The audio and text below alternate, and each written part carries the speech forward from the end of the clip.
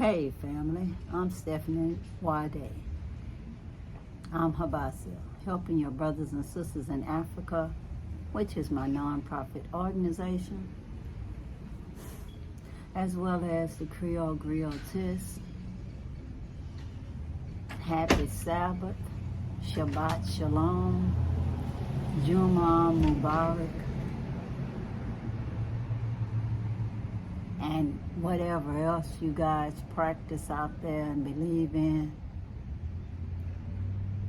I've been praying for peace in the world, y'all. I'm praying that people treat people like they want to be treated. I'm praying for absolute equality for everybody. It's not just about if somebody give you an inch, you take a mile, y'all. Even in the Gambia, I tell my brothers and sisters over there, if they have family land, try their best to keep it and plant crops in their own land to grow what you eat and eat what you grow. Try their best not to just sell land to people that's coming. Some people don't even stay over there, y'all. They just want to go there and buy 10 plots of land, 20 plots of land. I know what I'm talking about, y'all, because I've been in groups where I hear people saying how many pieces of land they bought.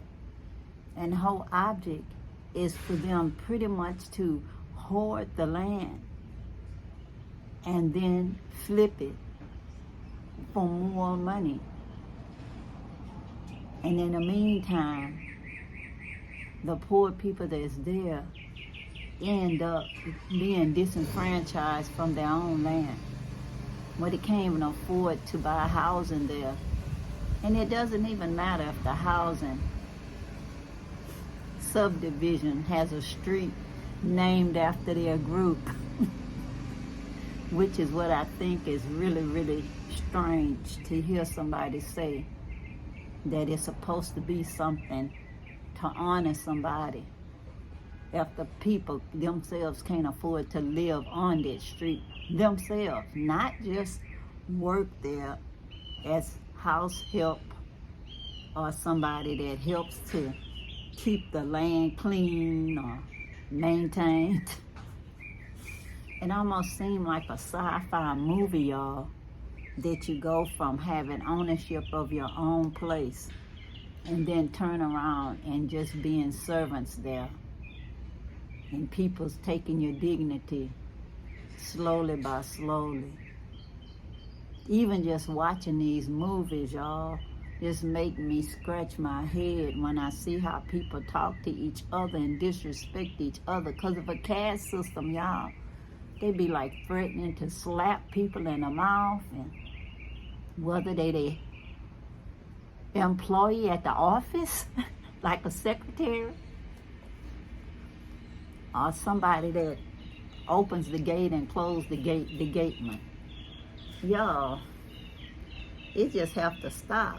And y'all know I'm fighting the mosquitoes like I normally do. I have like insect repellent everywhere but my face. And the mosquitoes here, I'm batting them away. Texas mosquitoes are gangsters, y'all. But anyways, the reason why I was holding this book is because once upon a time, I was going to I don't know what you'll call it, a meeting place, a house of worship. And I saw this book in a case. And the rabbi said, hey, you looking at it? What's going on? And I said, do you know where I could buy this book? And he said, you can have it. Maybe he had been getting a lot of negative comments about this book, and he was just happy to get rid of it. I don't know, y'all. But either way it go, y'all, I end up getting this book as a gift. He also gave me other books where I end up not being there because it was combined with comments like, if you believe in such and such, we can kick you out of here. It's like he didn't even know what I'm thinking inside of my head. So how could he even tell me such a thing? And then he gave me a book about being black and Jewish. And y'all, the book was written by a young lady who was actually biracial. And I believe her mother was Jewish and her daddy was somebody from an African country. But she didn't really know her dad, but she was raised in the Jewish community, and so they just treated her as Jewish. But then when she left outside of her protected bubble, it was another dynamic going on, you know? So it had nothing to do with me because I was just researching. Because when I was in Atlanta, I was worshiping with a group of Hebrew Israelites. And there was, I guess, a liberal group because we had one guy in the group that was a European, y'all. And he was a college professor. And he invited us to the college campus one day and said we was a member of his congregation and was saying that he believed in the Hebrews being the first Israelites, etc., etc. So it's just a different dynamic from other Hebrew Israelite groups. And today, when I wanted to talk, I just thought about the story of the hunter and the lion, and they saying, until the lion writes his own story, we'll only hear the story of the hunter as being the hero. And so, y'all, I was just sharing my experiences with researching different philosophies and belief systems. I started off as Catholic, as my Catholic nun's cousin said, you're a Catholic till you die. And the way she said it, y'all, I can't repeat the exact intonations because when she said it, it just sounded gangster, you know? And I just can't reproduce that tone. And she was so serious, y'all. And that's when I was talking to her about the single parent support group that I found at this Methodist congregation that was in my neighborhood.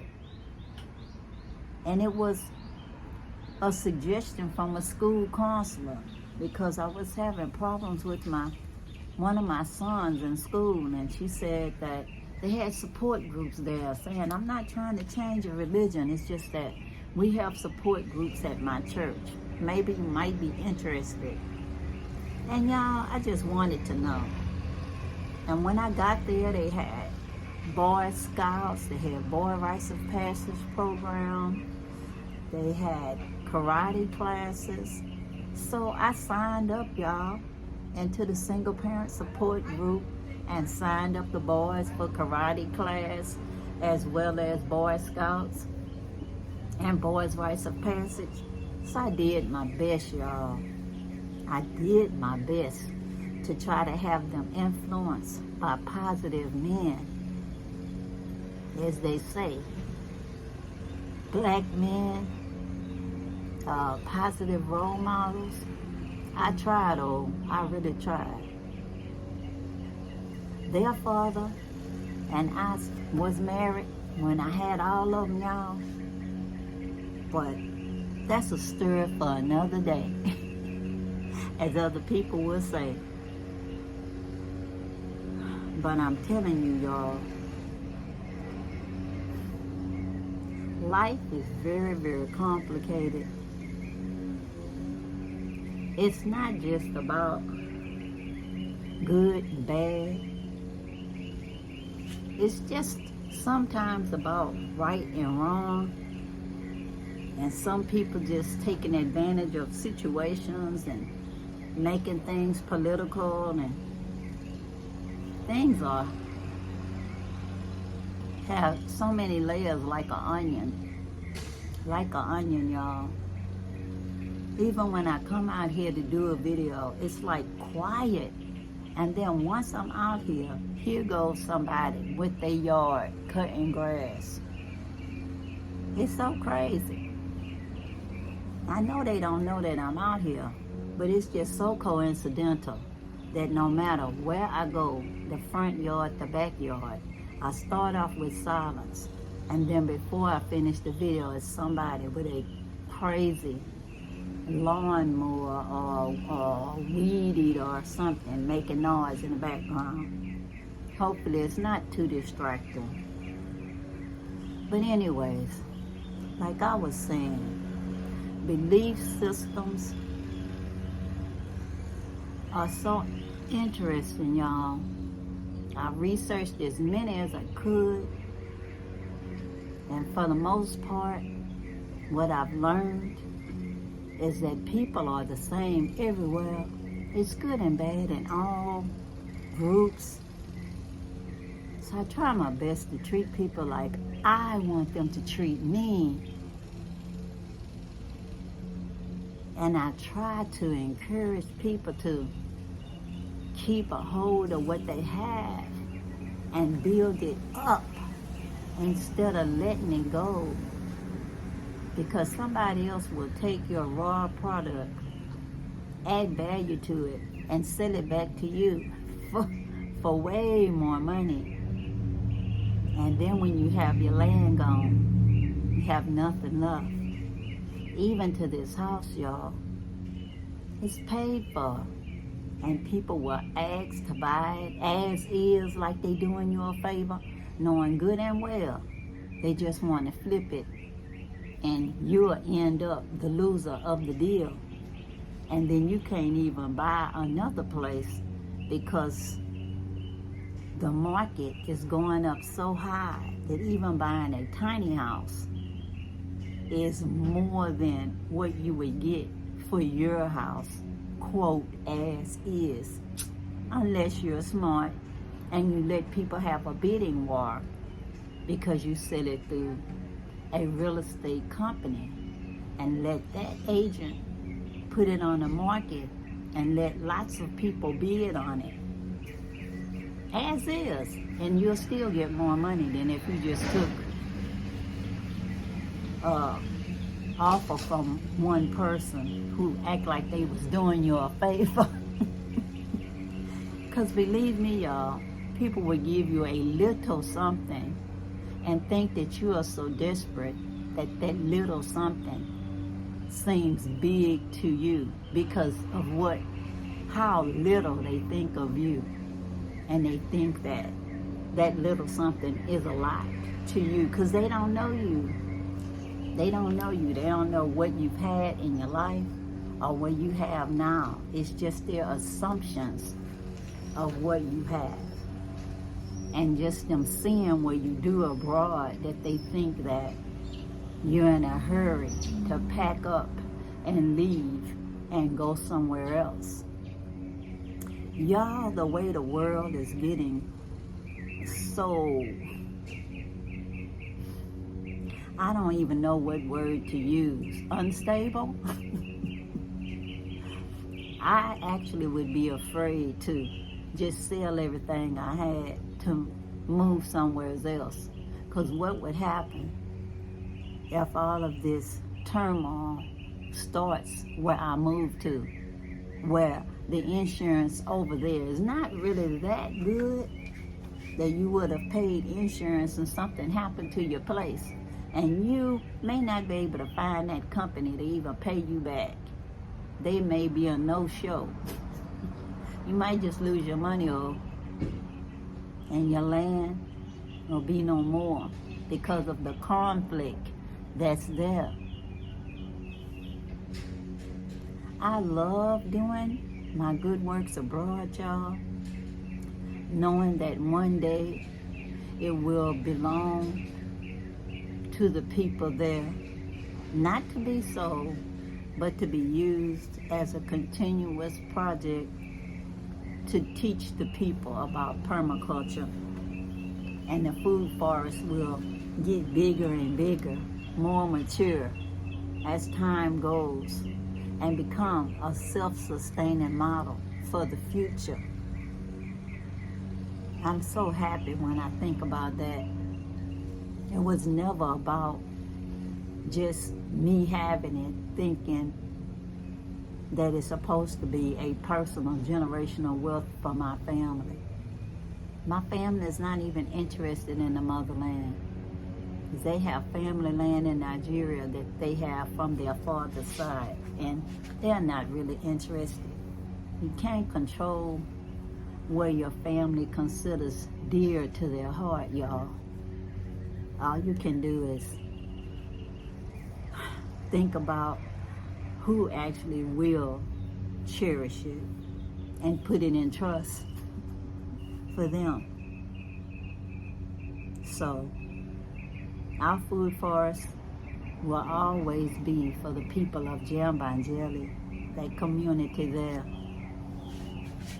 And hopefully they'll always teach other people that's interested in permaculture how to do permaculture. Because I would love to see reforestation in the Gambia and everywhere in the motherland, y'all. I'd love to see it worldwide. We need our trees, y'all. All I ask you to is plant a tree, plant a seed, no matter where you are in the world. And until next time, y'all, I just want y'all to know I appreciate and love all of y'all. Thank you so much to whoever have donated to HYBASIA in the past and who's thinking about donating to HYBASIA today or in the near future. I will leave a link down below and in the information section. So whatever is on your heart for you to donate, please do. I also leave a Cash App link for those who would prefer to donate that way. These mosquitoes just want to be in the camera, y'all. They just do. Big giant ones too. But anyways, subscribe if you have not. Hit that notification bell so you'll know when I upload. If you have any questions about the food forest, please ask me and I will get our team to answer y'all at the next possible recording. I love you guys. Till the next time, y'all. Peace, peace, power to the people. And I'm out, y'all. Bye.